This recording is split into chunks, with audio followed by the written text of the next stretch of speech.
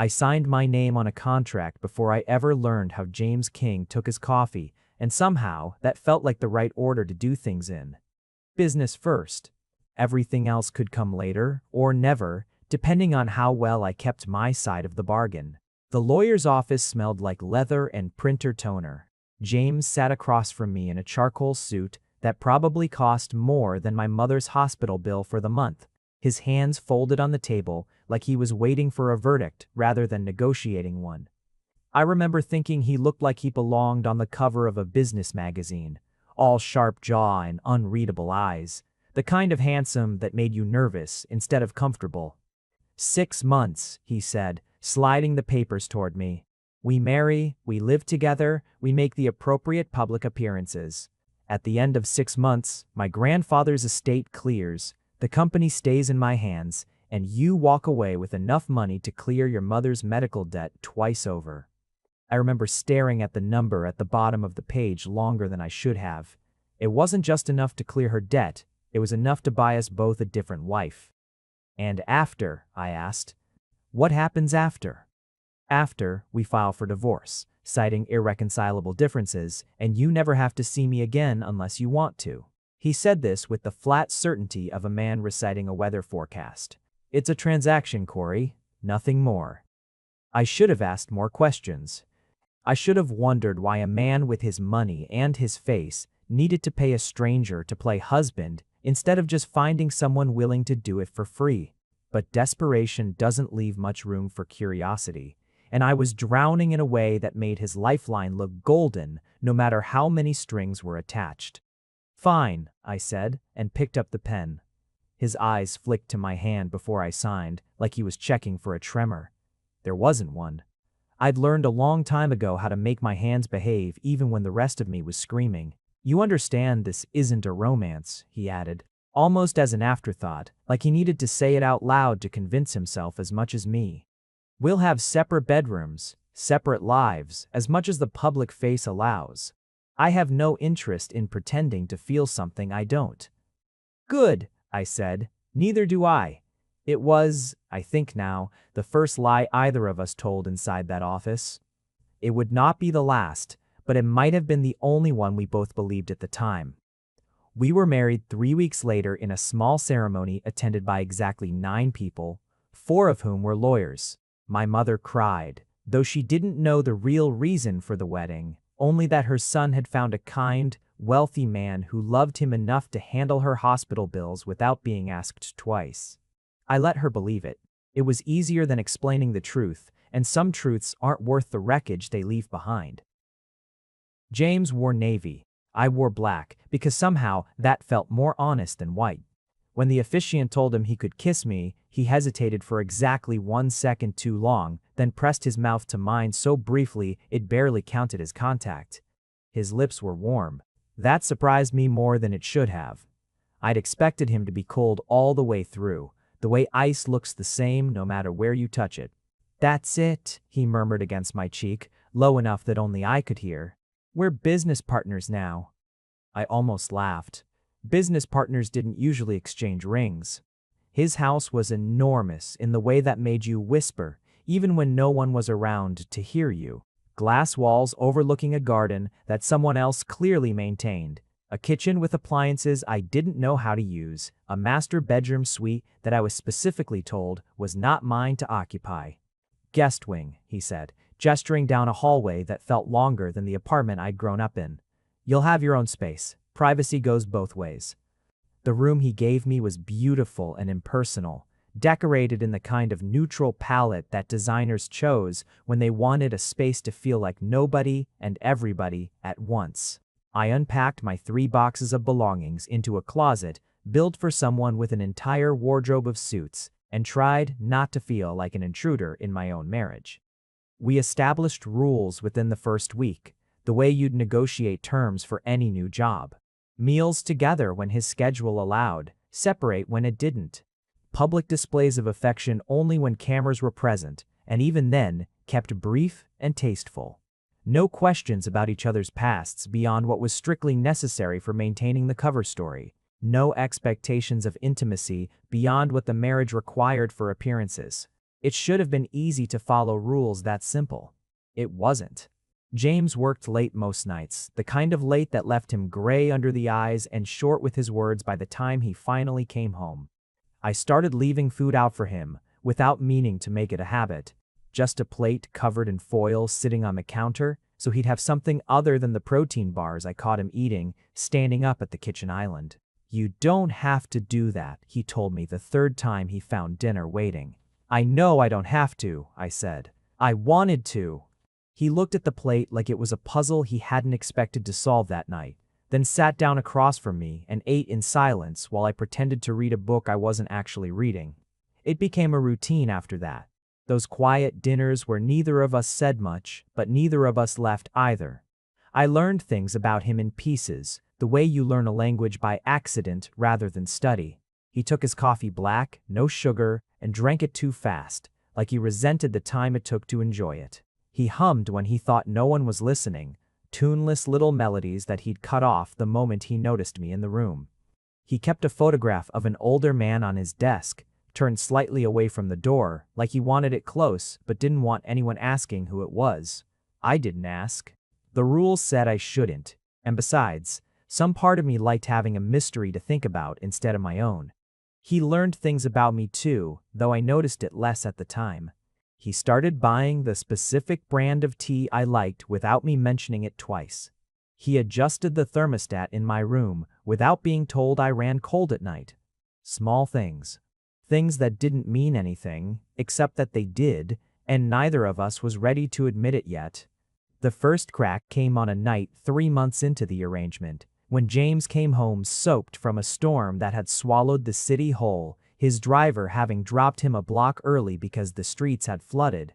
He stood in the foyer dripping onto the marble, looking less like the composed businessman from the contract, and more like someone who'd forgotten, just for a moment, how to hold himself together. "You're freezing," I said, already moving toward him with a towel I'd grabbed from the hall closet on instinct. "I'm fine." "You're shaking, James." He let me wrap the towel around his shoulders, which felt like a bigger admission than anything he'd said since we'd met. Up close, I could see the exhaustion sitting in the lines of his face, the kind that didn't come from one bad day but from years of bad days stacked on top of each other. "Rough week?" I asked, because it seemed safer than asking what was actually wrong. "Rough year," he admitted, and then looked surprised that he'd said it out loud. I made him tea instead of asking follow-up questions, the same way I'd make tea for anyone who looked like they needed 5 quiet minutes before the world demanded something else from them. We sat at the kitchen island while the storm hammered the windows, and somewhere between the first cup and the second, he started talking. He told me about his grandfather, the man in the photograph who had raised him after his parents died in a car accident when he was 11. He told me about the company that grandfather had built and the cousins who wanted it for themselves, who'd spent years whispering that James was too cold, too unmarried, too unfit to inherit something that size. He told me about the clause in the will that required marriage before his 30th birthday, a stipulation his grandfather had added not out of cruelty but out of a desperate, old-fashioned hope that someone would force his grandson to let people in. "He used to say I built walls instead of relationships," James said, staring into his cup like the tea leaves might rearrange themselves into an apology. He wasn't wrong. "Is that why you proposed the arrangement? To prove him right or wrong?" He looked up at me then, something unguarded in his expression that I hadn't seen before. "I don't know anymore." I didn't have a clever response to that, so I just sat with him in the silence, our shoulders close enough to share warmth without quite touching. It was the first time the house had felt less like a stage set and more like a home, and I remember being unsettled by how much I wanted to keep feeling that way. After that night, the rules started bending without either of us announcing it. He stopped knocking before he wandered into the kitchen while I was cooking.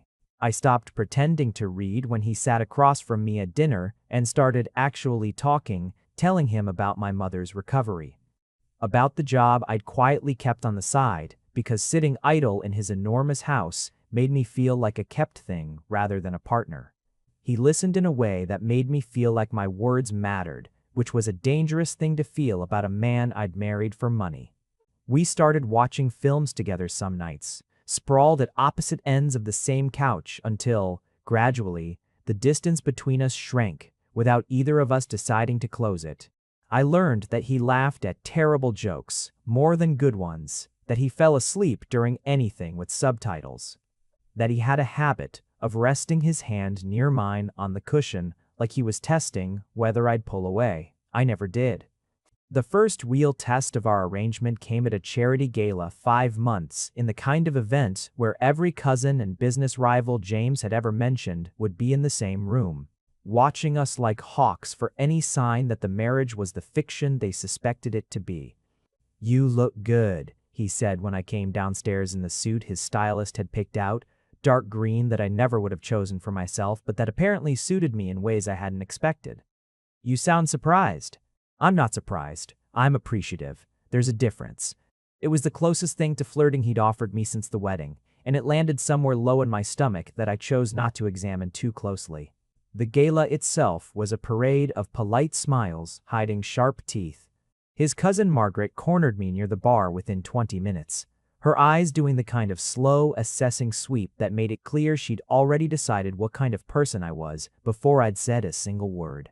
"So, you're the one who finally tamed James," she said, swirling her champagne like a weapon she hadn't decided to use yet.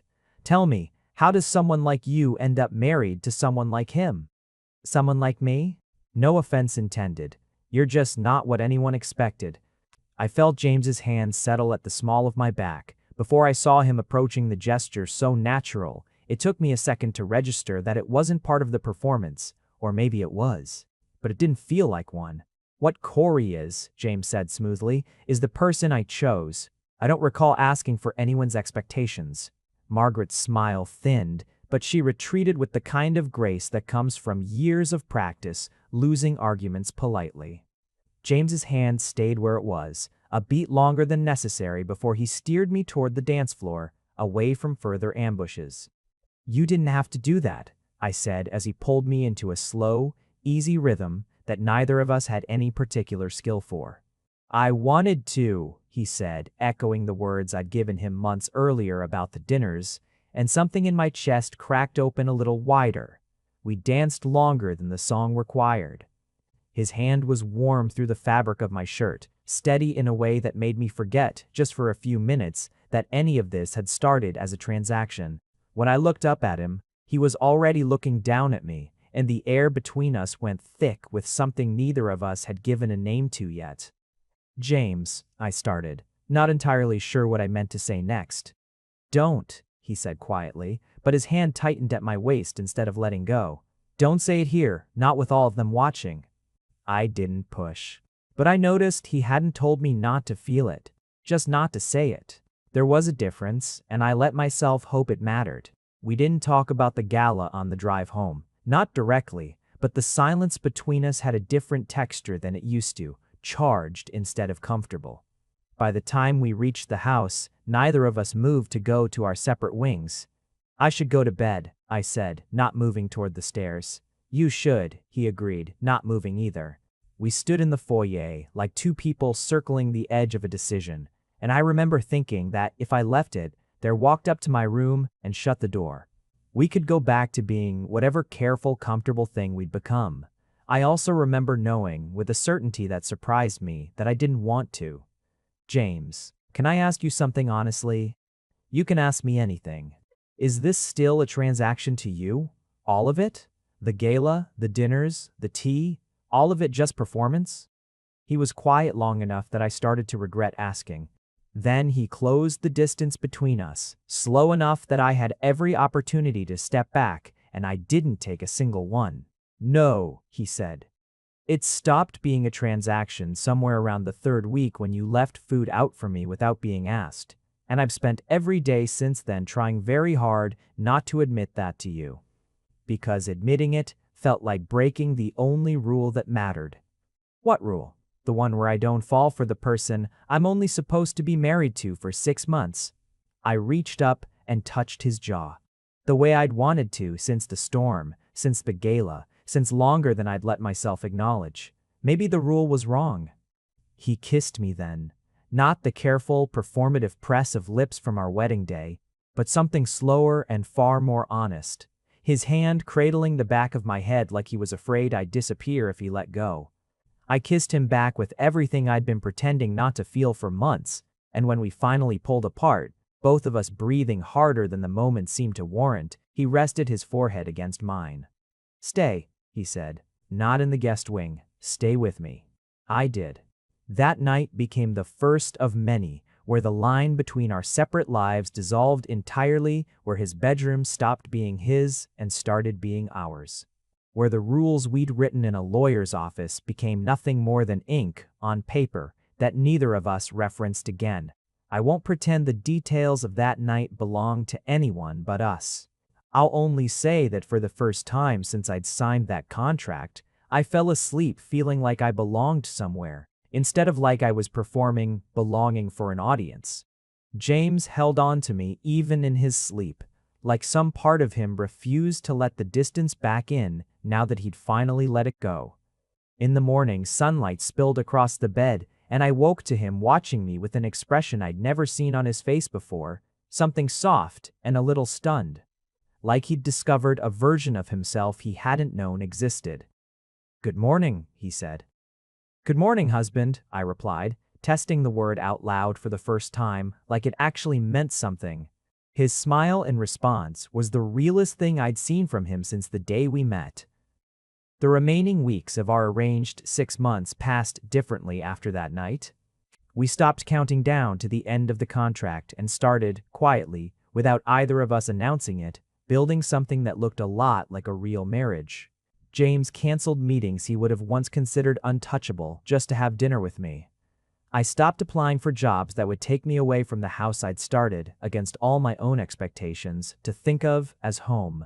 We told no one about the shift at first, partly because we didn't have the words for it yet, and partly because some things feel too fragile to expose to other people's opinions before you've decided for yourself that they're real. But it showed in small ways. The way he reached for my hand in public, even when no cameras were watching. The way I started leaving notes in his briefcase, silly little reminders that someone was thinking about him even when he was buried in spreadsheets and shareholder meetings. His grandfather's estate cleared on schedule, the company secured firmly in his hands, the cousins' challenges dissolved by the simple, undeniable fact of our marriage. The 6-month deadline that had once felt like an ending now felt almost beside the point. "We should talk about what happens next," James said one evening about 5 months and 3 weeks into the arrangement, his voice carrying the particular caution of a man who'd learned the hard way that good things could be taken from him. "What do you want to happen next?" "I want to ask you to stay. Not because of the contract. Not because of the company. Because I can't picture mornings without you anymore, and that terrifies me more than losing the inheritance ever did." I crossed the kitchen and kissed him before he could second-guess the confession. Because I'd been waiting for an opening to say something similar myself, and he'd beaten me to it by exactly the length of time it took me to find the courage. "I'm staying," I said against his mouth. I was always going to stay. I just didn't know how to tell you that without sounding like I'd broken every rule we agreed on. "You broke all of them," he said, laughing for the first time in a way that sounded entirely unguarded. "So did I. I think we're even." We renewed our vows privately that week. No lawyers present, no audience but the two of us standing in the garden behind the house at sunset, promising each other things neither contract had required. It wasn't legally necessary. It mattered more than the original ceremony ever had. It started as exhaustion. I attributed to a string of late nights helping James prepare for a board meeting that would finally, formally, cement his control of the company. Then it became nausea that hit at strange hours, mornings mostly, though it didn't follow any reliable pattern. I told myself it was stress, or a bug going around, or the rich food James's chef kept producing that my stomach hadn't fully adjusted to. It was James who first noticed something was different, the way he noticed everything about me by then, cataloging small changes the way other people noticed weather. "You've been pale for 2 weeks, he said one morning, watching me push eggs around a plate I had no interest in eating. "And you fell asleep at 8 last night. You never fall asleep before 11. I'm fine. Probably just run down. Corey. James, I promise, it's nothing. He didn't push that day, but I caught him watching me with a furrowed brow more than once over the following week, the kind of attention that made me wonder if he suspected something I hadn't let myself consider yet. It wasn't until I fainted in the kitchen, crumpling against the counter hard enough to knock a glass to the floor, that either of us stopped pretending the symptoms were nothing. James found me on the tile, conscious but disoriented, and the panic in his voice when he said, my name didn't sound anything like the controlled businessman I'd married. I'm calling a doctor, he said, already lifting me carefully off the floor. Don't argue with me. James, I'm fine, You fainted, you're not fine. Please, just let me take care of you. I let him. There wasn't much fight left in me anyway, and some quiet, frightened part of me had already started to suspect what the doctor would eventually confirm. I should explain something here, something the world outside our story might not know. In our world, it isn't common, but it isn't impossible either, for certain men, under certain rare biological conditions present in some families, to carry a pregnancy the way others might never expect. My own family carried that trait quietly, a thing my mother had warned me about once, years ago, in the kind of offhand way you mention a thing you never expect to become relevant. It had become relevant. The clinic was quiet, sterile, the kind of place that made every sound feel too loud. James sat beside me in the waiting room, his knee bouncing in a rhythm that betrayed the calm he was trying to project. His hand wrapped tightly around mine, like letting go might cause whatever was wrong with me to get worse. When the doctor called us back, ran her tests, and finally sat across from us with an expression I couldn't immediately read, I felt James's grip tighten further. There's no easy way to say this, she began, so I'll just say it plainly. Corey, you're pregnant. Roughly 7 weeks along from what the blood work and the scan suggest. The room went very quiet. I heard my own heartbeat before I heard anything James might have said, my mind racing through implications faster than I could process them. Pregnant. The word didn't feel real, didn't fit the shape of my life as I'd understood it 5 minutes earlier. That's? James started, then stopped, clearly searching for words that weren't immediately available to him. That's possible? For him? It's rare, but not unheard of, particularly in families with the genetic marker we found in his blood work. I take it this comes as a surprise. Yes, I managed, a significant one. The doctor gave us a moment stepping out to let the news settle, and the second the door clicked shut, James turned to me with an expression I couldn't categorize, somewhere between shock and something else entirely, something that looked almost like wonder fighting its way through the surprise. Corey, he said softly, we're having a baby. I know. I don't know how to feel about that yet. How do you feel right now, in this exact moment? I thought about it honestly before answering because he deserved honesty even when the truth was complicated. Scared, overwhelmed. And, underneath all of that, something that might be happiness, if I let myself look at it directly.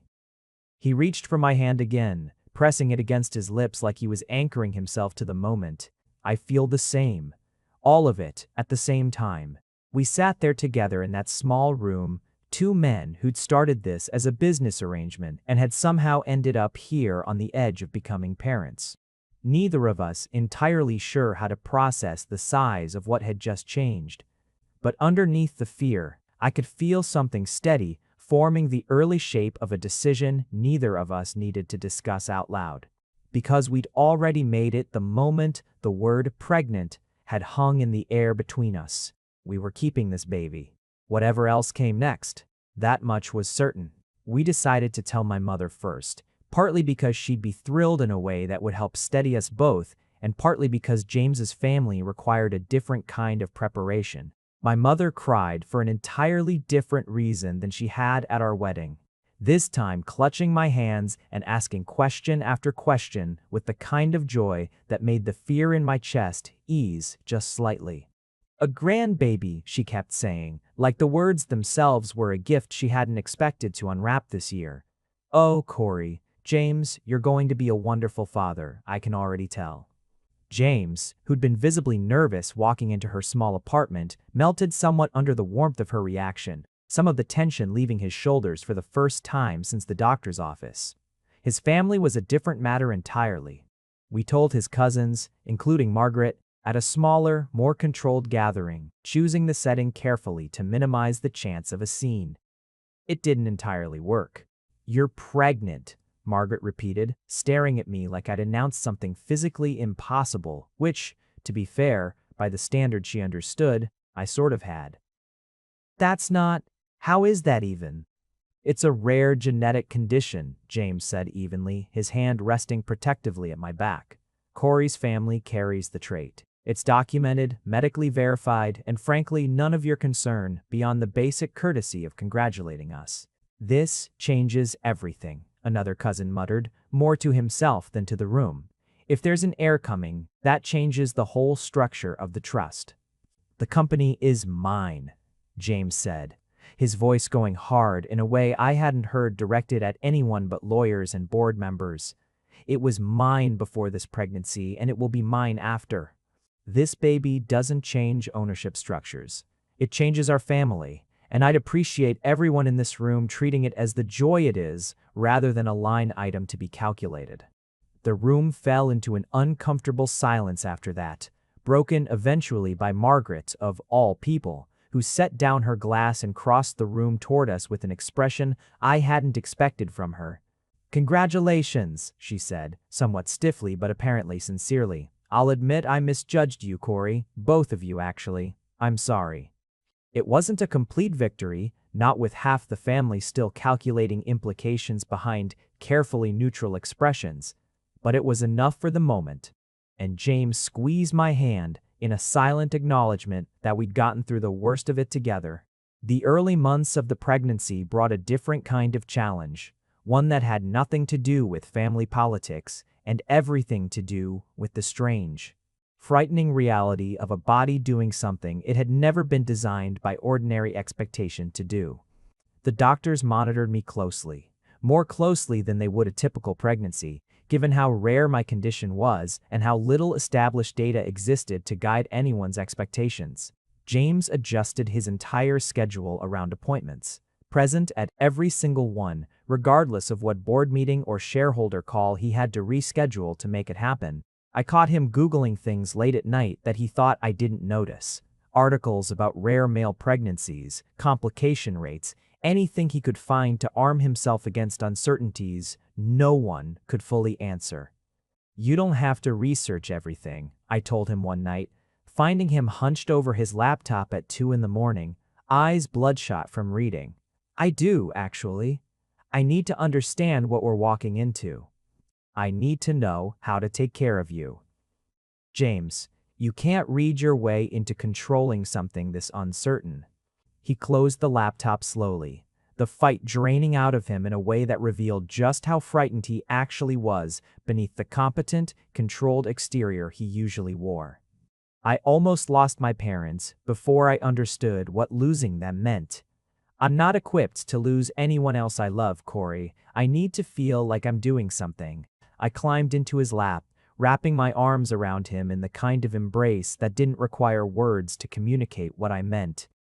"You're doing something. You're here. That's the thing I actually need." He held onto me tightly, his face pressed against my shoulder, and for a long moment neither of us said anything else, just breathed together in the quiet of his office. Two people learning how to be brave for someone who didn't exist outside of us yet, but who already commanded more of our hearts than either of us had been prepared for. The fear didn't disappear after that conversation, not entirely, but it became something we carried together instead of something each of us hid from the other, which made all the difference in how survivable it felt. There was a night, around the 4th month, when the fear that had been simmering beneath the surface finally broke through in the worst possible way. I woke at 3 in the morning with sharp, frightening pain low in my abdomen, and before I'd even fully processed what was happening, James was already calling for the car, already dressed, already moving through the house with the kind of controlled urgency that only revealed itself in genuine emergencies. The drive to the hospital felt longer than it should have, both of us silent, except for James's hand gripping mine so tightly it nearly hurt. His eyes fixed on the road, like sheer focus, could outrun whatever was happening to me. "Stay with me," he kept saying, not as a question but as a plea, like the words themselves were a tether he could use to keep both of us steady. "Corey, please, just stay with me." "I'm here," I managed through gritted teeth. "I'm not going anywhere." The hospital staff moved quickly once we arrived, ushering me back for tests while James paced the waiting area, refusing to sit despite the nurse's gentle suggestions that he might be more comfortable. I learned later that he called my mother the moment they took me back, not to alarm her, but because, in his own words, he couldn't carry the fear alone and needed someone who loved me as much as he did to share the weight of it. The diagnosis, when it finally came, was less catastrophic than either of us had feared. A minor complication, manageable with rest and monitoring, the kind of scare that happens in plenty of pregnancies without leading to tragedy. But the relief that flooded through James's face when the doctor delivered the news told me everything about how close to the edge he'd been standing in those hours of uncertainty. "You're both going to be okay," the doctor reassured us. "We'll monitor things more closely going forward, but there's no reason to expect further complications if Corey takes it easy and follows the modified care plan." James sat beside my hospital bed long after the doctor left, holding my hand against his chest like he needed to feel his own heartbeat steadying alongside mine. "I've never been that afraid in my entire life," he admitted quietly. "Not when my parents died. Not when my grandfather got sick. Nothing has ever scared me the way watching you in pain scared me tonight." "I'm okay, James. We're okay. I know that now. But for those hours, I kept thinking about everything I hadn't said to you yet, everything I'd been too careful to admit because some part of me was still protecting myself from feeling too much. I don't want to be careful anymore, Corey. I love you, not as part of an arrangement, not as a convenient story for the cameras. I love you in the terrifying, complete way that makes losing you unimaginable." I pulled him closer, my fingers threading through his hair, my heart fuller than it had ever been, despite the exhaustion and lingering ache in my body. "I love you too. I think I have for longer than I let myself admit."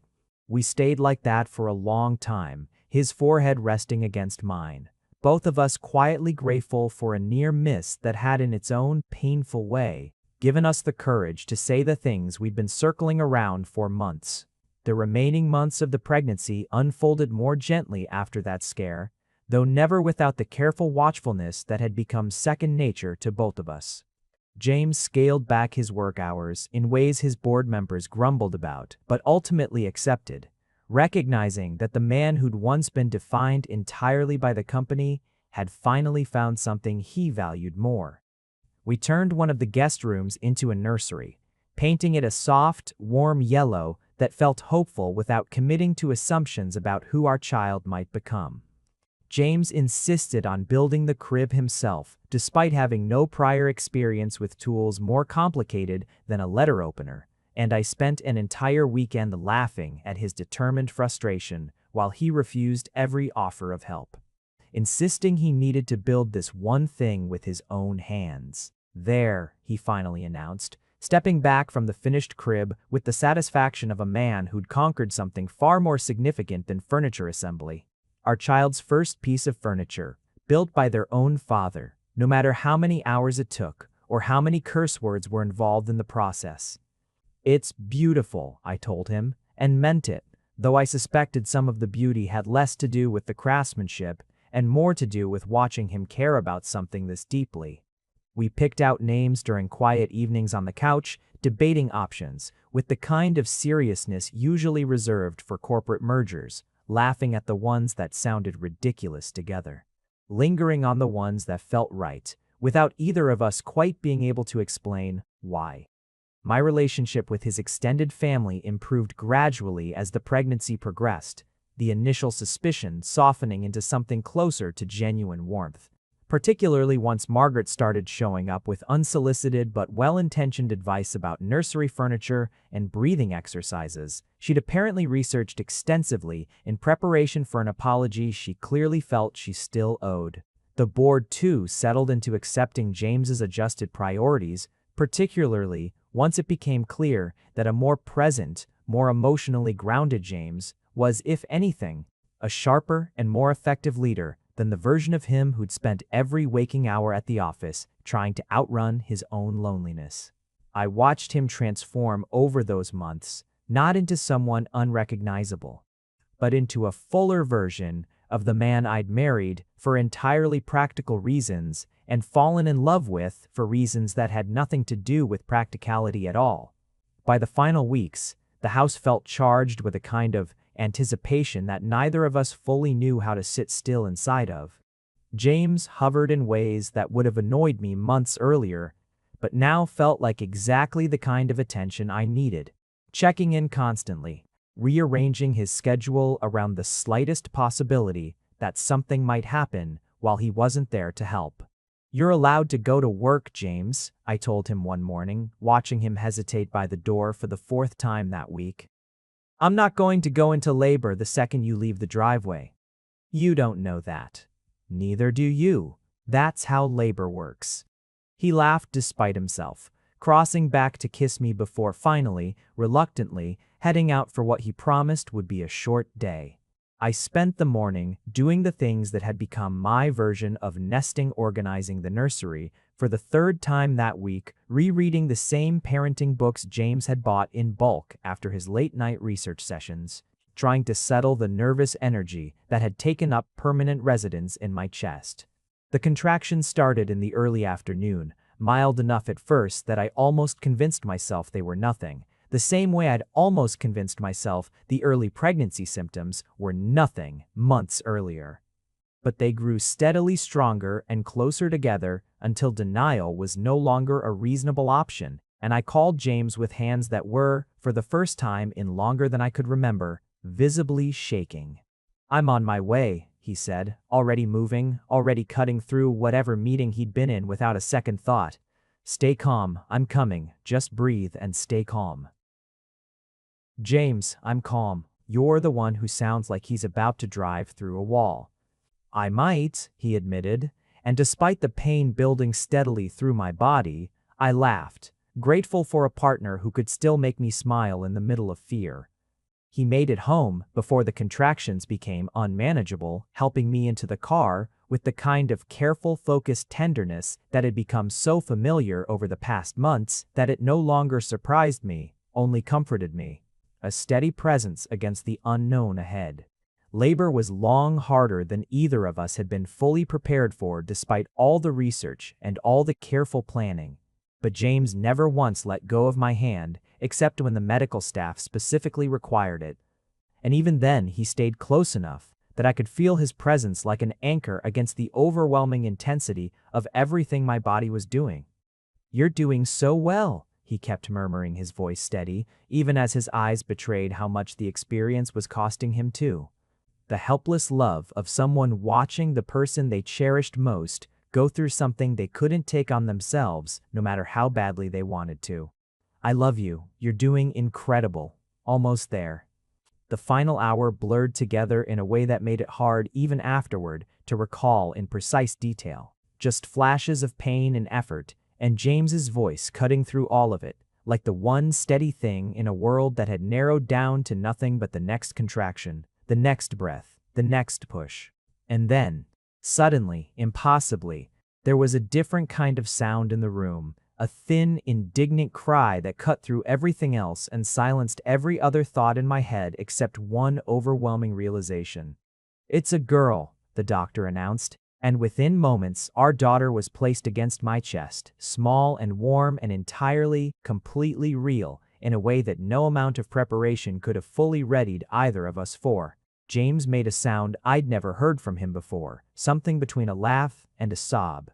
His hand trembling as he reached out to touch our daughter's tiny fingers with the kind of reverence usually reserved for things people had spent their whole lives waiting for. "She's perfect," he managed, his voice thick with an emotion he'd clearly stopped trying to hide. "Corey, look at her. She's absolutely perfect." "She has your nose," I said, exhausted and overwhelmed and happier than I'd ever been in my entire life. Watching him lean down to kiss our daughter's forehead with a gentleness that contradicted every cold, controlled first impression I'd had of him in that lawyer's office all those months ago. "She has your stubbornness," he countered, smiling through tears he made no effort to wipe away.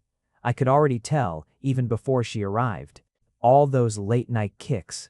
Definitely your stubbornness. We named her in that hospital room, a quiet, simple name we'd settled on weeks earlier, but hadn't been entirely certain about until the moment we saw her and somehow just knew, without any further debate, that it fit her perfectly. James climbed carefully onto the hospital bed beside us, careful not to jostle either of us, wrapping his arms around both his husband and his daughter with an expression of such complete, unguarded happiness that I found myself crying for an entirely different reason than the exhaustion of labor. 6 months, he murmured, pressing a kiss to my temple. That's what the contract said, 6 months, and we'd go our separate ways. The baby had other plans, I said, laughing despite the tears, despite the exhaustion, despite everything that had brought us to this exact, unlikely moment. Best plans I've ever encountered, he agreed, and held us both a little tighter. We brought our daughter home 3 days later, into a house that finally felt entirely like what it was always meant to be. Not a stage for performing a marriage, but an actual home built around an actual family. The yellow nursery James had painted held a sleeping baby instead of empty hope, and the crib he'd built with his own clumsy, determined hands cradled the most important thing either of us had ever created. My mother visited constantly in those first weeks, equal parts helpful and overwhelming in the way only grandmothers can manage, teaching James things about swaddling and soothing that no amount of internet research had prepared him for. Even Margaret showed up with gifts and genuine warmth, any remaining skepticism about our marriage having fully dissolved in the face of watching James hold his daughter like she was the only thing in the world worth protecting. The board adjusted to a CEO who left meetings early for bedtime routines and rescheduled calls around pediatrician appointments, and somehow against every expectation anyone had once held about James King. The company thrived under his more grounded, more human leadership. I never went back to the job I'd kept on the side during those uncertain early months, not because James asked me to stop, but because I found unexpectedly that I wanted to be present for every stumbling, exhausting, joyful early moment of our daughter's life, and he never once made me feel like that choice diminished anything about who I was. Some nights after she finally settled into sleep, James and I would sit together on the same couch, where we'd once kept careful distance between us, his arm around my shoulders, my head resting against his chest. Both of us simply existing in the quiet satisfaction of a life neither of us had expected, but both of us had come, completely and without reservation, to cherish. "Do you ever think about that contract?" I asked him one such evening, nearly a year after we'd signed it in that sterile lawyer's office. "All the time," he admitted. "Mostly I think about how grateful I am that you said yes to it, even though neither of us had any idea what we were actually agreeing to. We thought we were agreeing to 6 months. We were agreeing to forever.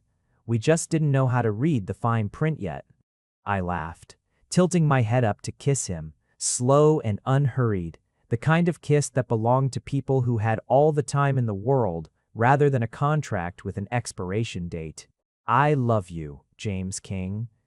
"I love you too, Corey King," he replied, and the sound of my new name in his voice still managed, even after everything, to make my heart skip in a way I hoped it never stopped doing. Down the hall, our daughter stirred in her sleep, a small sound carried through the baby monitor that had become the soundtrack to our entire new life, and James smiled against my hair. The particular smile of a man who'd once built walls instead of relationships, and had somehow, against every careful instinct, let someone in deeply enough to tear every single one of them down. "Best 6 months of my life," he murmured. "Best decision I ever made was breaking every rule in that contract." "Mine too." I agreed, settling more comfortably into the warmth of his arms, into the home we'd built from an arrangement neither of us had expected to survive its original terms, let alone become the foundation for an entire, unplanned, irreplaceable family. The contract had said 6 months. Love, it turned out, had never read the fine print, and the baby, more than either of us, had simply refused to follow anyone's schedule but her own. We wouldn't have had it any other way. It was Margaret, of all people, who handed me the envelope on the day of our daughter's first birthday, a small gathering in the garden with cake James had insisted on baking himself despite 3 failed attempts the week before.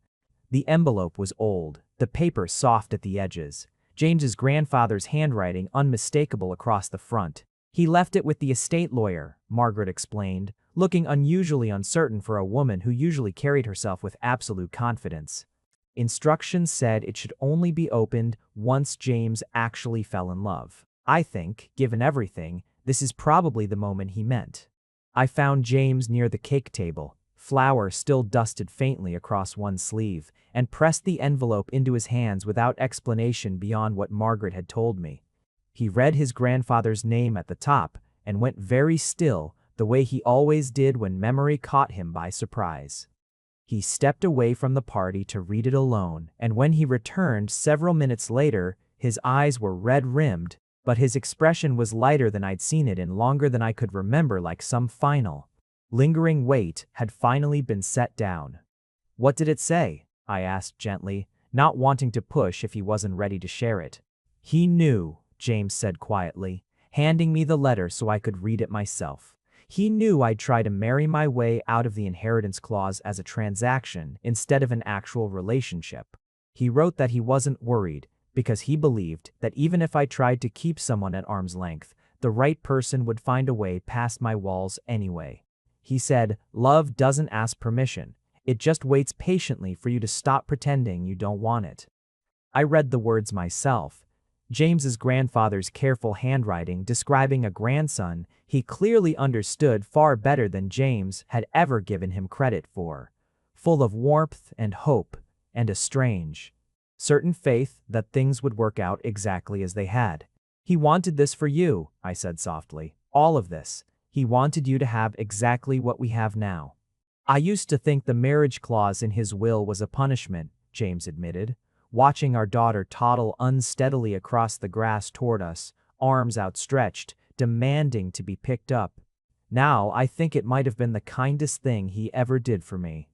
He lifted our daughter into his arms, pressing a kiss to her hair, and reached for my hand with his free one, pulling me close enough that the 3 of us stood together in the late afternoon light, surrounded by family that had once been strangers, and the love that had once been nothing more than ink on a contract.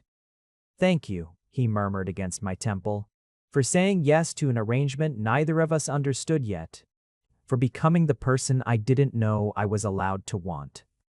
"Thank you for breaking every single rule we wrote," I replied, smiling against his shoulder. "Best decision either of us ever made." The party continued around us, laughter and cake, and a year's worth of memories. None of us could have predicted standing in that lawyer's office, but for a moment it was just the 3 of us. Steady and certain in a way that no contract could have ever guaranteed, and no fine print could have ever contained. Our daughter took her first steps in the garden behind the house, stumbling between James's outstretched hands and mine, both of us laughing and cheering with the kind of unrestrained joy that the careful, controlled people we'd once been would hardly have recognized in ourselves. James scooped her up the moment she toppled into his arms, spinning her gently while she shrieked with delighted laughter, and I stood there for a moment, just watching them, overwhelmed by gratitude for a path I never could have predicted walking when I first signed my name beneath his in that lawyer's office. "Come here," James called to me, his free arm extending an invitation, and I crossed the garden to join them, wrapping my arms around them, both our small accidental, entirely beloved family standing together under a sky that felt, for the first time in either of our lives, completely and unreservedly ours. The arrangement had ended exactly as scheduled, 6 months after it began. It had simply transformed, somewhere along the way, into something neither contract nor caution could have ever contained. If you made it to the end, you're my kind of person. Leave a subscribe, comment down your favorite part of the story, and if you want early access to videos, exclusive content, or just want to support the channel, hit that join button right below the video. Even one member genuinely means the world to me. See you in the next one.